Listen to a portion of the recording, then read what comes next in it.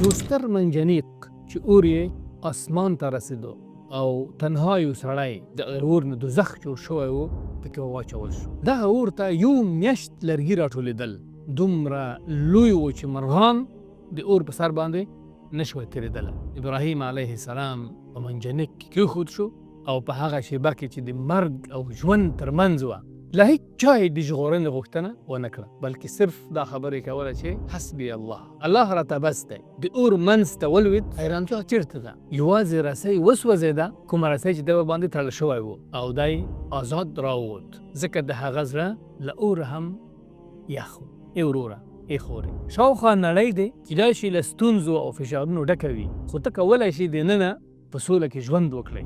روژه ستا دپاره یو ټریننګي پروګرام دی د خپل ځان دپاره. څوک چې د تا سره بد تعامل کوي ته خپله ورسره نرمي وکوه، سلامتیا باندې ورسره ولاړ شه.